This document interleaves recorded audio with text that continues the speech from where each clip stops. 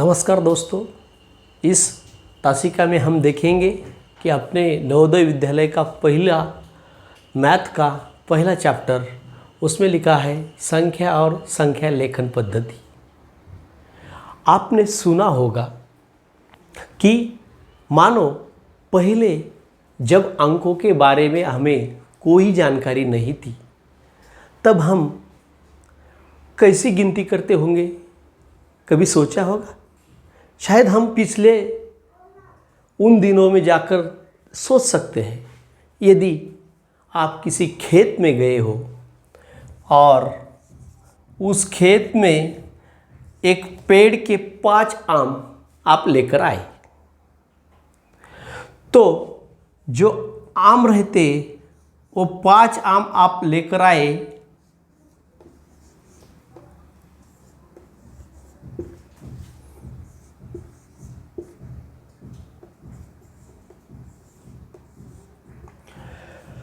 तब आपके पिताजी ने आपको पूछा कि भाई आम कितने हैं, आप कैसे गिन सकते हो? जब अंकों के बारे में मालूमात नहीं थी उस ज़माने में, यदि हम उस 5 आम को, उस आम को ये लकड़ियाँ डालकर गिन सकते हैं, जितने आम उतनी लकड़ियाँ। या फिर उस ज़माने में कोई मड़के में पत्थरों के स्टोन डालकर, जितने आम उतने स्टोन डालकर हम गिन सकते थे। या कोई रस्सी को जो गठिया है उसको बंधाकर हम वो आम गिन सकते हैं। या कोई अगली भाषा हो जो अपने उंगलियों की भाषा हो, उससे ही हम वो आम गिन सकते थे। उसके बाद में जब उसको नंबर यानी उसको अंकों के बारे में लिखा गया, तब पहले एक वस्तु है, दो वस्तुओं के लिए, तीन वस्तुओं के लिए, ऐसे नंबर्स उसको दिए गए। तब से 4। अब इसको जब आप देखेंगे तो इसका कोई लिमिट नहीं, अनलिमिटेड नंबर्स। तो इनको हम प्राकृतिक संख्याएं कहने लगे। प्राकृतिक संख्या, इंग्लिश में उसको नेचुरल नंबर कहा जाता है, प्राकृतिक संख्या।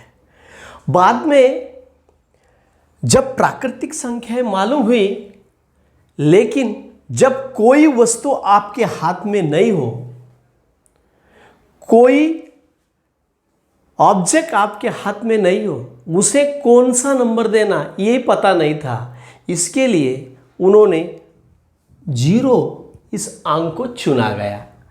तो फिर ये प्राकृतिक संख्याएं अनकम्प्लीट है, पूरी तरह से फुलफिल नहीं है। तो जब 0 की संख्याएं जोड़ने गए, तब फिर से अंक लिखने गए 0, 1, 2, 3 और अनलिमिटेड, लाखों करोड़ों के आगे। इसके कोई लिमिट नहीं है, अनलिमिट है। ओके, इसको हम पूर्ण संख्या, होल नंबर, इंग्लिश में इसको क्या कहेंगे? Whole numbers.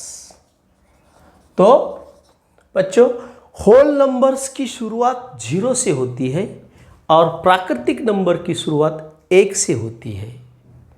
इसे हम आज के क्लास में प्राकृतिक और होल नंबर्स यानी पूर्ण संख्या, इनके बारे में जानकारी ली है। ओके, धन्यवाद।